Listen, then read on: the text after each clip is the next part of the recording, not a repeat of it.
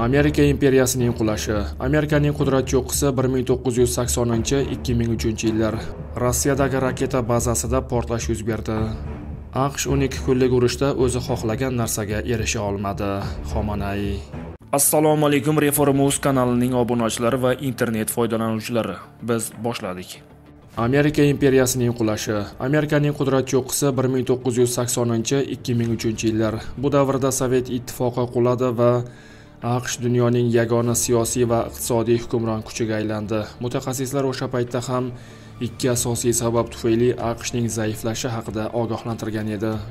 Birinchi, Amerika ko'proq iste'mol qilib, kam ishlab chiqaradi. Bu farqni esa kambag'al davlatlarni talash orqali to'ldiradi. Ikkinchi, kuch g'ururi, ya'ni haddan oshgan o'ziga ishonch.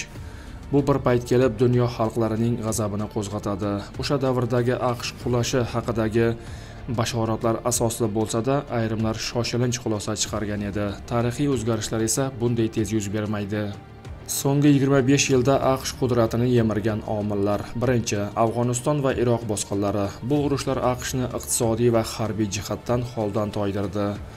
Ular butun mintaqani egallab, uni Isroil manfaatlariga mos shaklda qayta qurmoqchi edi, ammo rejalari barbod bo'ldi. Ikkinchi, Xitoyning iqtisodiy yuksalishi. Endi Xitoy arzon ishlab chiqarish emas, yuqori texnologiyalar sohasida ham AQSh bilan raqobat qilmoqda. Uchinchi, Amerika ishlab chiqarishining tanazzuli. Arzon mehnat bozorlariga yo'nalish siyosati tufayli iqtisod, moliyaviy institutlar va texnologiyalarga qaram bo'lib qoldi. To'rtinchi, davlat qarzining o'sishi. Bugun AQSh qarzi 38 trillion dollardan oshgan. Beshinchi, Ukraina urushi. Bu mojaro Yevropa va AQShni moliyaviy, siyosiy va harbiy jihatdan holdan toydirdi. Rossiya Xitoy kabi kuchli raqib bo'lmasa ham uni mensimaslik urushni keltirib chiqardi. Oltinchi, ichki bo'linish va siyosiy qutublanish. Tramp davrida bu keskinlik eng yuqori nuqtaga chiqdi. Jamiyat deyarli har bir masalada ikki qarama-qarshi lagerga bo'lingan. Yettinchi, G'azo urushi. Bu voqea AQShni axloqan zaiflashtirdi, xalqaro obro'sini pasaytirdi va madaniy, ta'siriy ustunligini yemirdi. Bundan tashqari Isroilga cheksiz yordam berish moliya va harbiy sohada ham zarar keltirdi. Qizil dengizdagi Husiylarga qarshi AQShning ojiz javobi esa uning harbiy kuchining chegaralarini ko'rsatdi.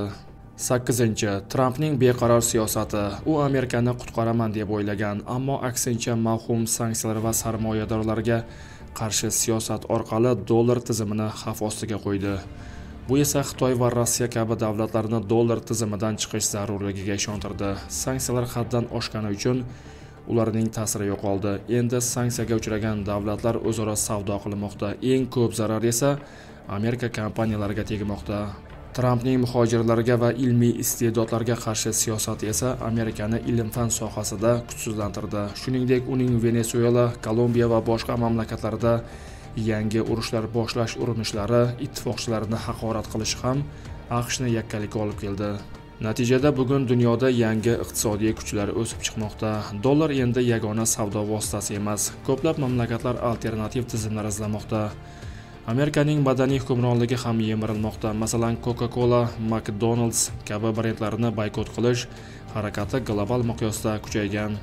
Isroil bilan urush natijalari esa AQSh taqdirini hal qiladi, chunki u bu urushga butun obro'sini tikdi. Bu holat AQSh ichida ham siyosiy bo'linishni yanada chuqurlashtiradi. Biz bugun ko'ryapmizki, AQSh iqtisodiy jihatdan zaiflashgan, axborot sohasida obro'sini yo'qotgan, ko'plab urush va mojarolarga chirmashgan, ichki siyosatda esa bo'lingan. Bularning barchasi Amerika imperiyasining inqirozini tezlashtirmoqda. Bu qulash bir necha oy yoki yil ichida emas, lekin 20-30 yil ichida yuz berishi mumkin. Tarix o'lchovida bu juda qisqa muddatdir. Rossiyadagi raketa bazasida portlash yuz berdi. Rossiyaning Orenburg viloyatining Yasniy shahrida Rossiya strategik raketa kuchlari bazasi yaqinida portlash sodir bo'ldi. Bu haqda mahalliy ommaviy axborot vositalari xabar bermoqda. Ixtisoslashgan manbalarga ko'ra, raketa bir necha soat oldin strategik raketa kuchlari poligonidan uchirilgan, biroq muvaffaqiyatsiz bo'lgan. Mintaqaviy Ural 56 nashri mahalliy aholiga tayanib, portlashdan keyin osmonga binafsha rangli tutun ko'tarilganini xabar qildi.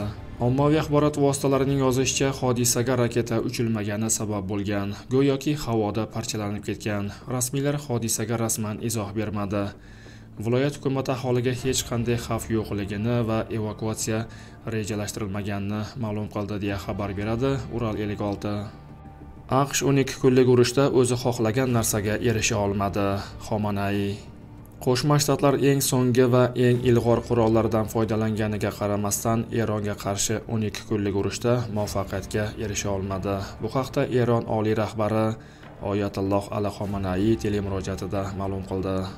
Uning so'zlariga ko'ra, AQSh Eron bilan urushda katta yo'qotishlarga uchradi. Ular hujum va mudofaa uchun eng so'nggi va ilg'or qurollardan foydalangan, suvosti kemalari, qiruvchi samolyotlari va eng ilg'or mudofaa vositalaridan foydalangan. Biroq o'zlari xohlagan narsaga erisha olishmagan. So'nggi ichki va mintaqaviy voqealar haqida gapirar ekan, Xomanai shunday dedi: 12 kunlik urushda Eron xalqi shubhasiz ham Amerikani ham Isroilni mag'lub etdi. Ha, ular yovuzlik qilishdi, lekin quruq qo'l bilan qaytishdi. Ya'ni hech bir maqsadiga erisha olishmadi. Ha, biz yo'qotishlarga duch keldik. Bu urushning qimmatli hayotini yo'qotdik. Dushmanga yetkazilgan moddiy zarar mamlakatimizga yetkazilganidan ancha ko'p edi. Uning so'zlariga ko'ra, Eron chet el aralashuviga qarshi kuchli qarshilik jabhasini yaratgan, uni saqlab qolish kerak. Biznikiga o'xshagan davlatga boshqalardan ko'ra ko'proq safarbarlik kerak. Dunyoda adovat, ochko'zlik, hukumat aralashuvi ko'p va bu jabr zulm, ortiqchalik va haddan tashqari harakatlarga qarshilik ko'rsatish elementi bo'lishi kerak dedi u. Video ostida o'z fikringizni qoldiring, haqorat qilmang. Reforma o'z voqealar rivojini yoritishda davom etadi. Video yoqqan bo'lsa, like bosishni unutmang. Kanalimizga obuna bo'lib, bizni kuzatishda davom eting. Salomat bo'ling.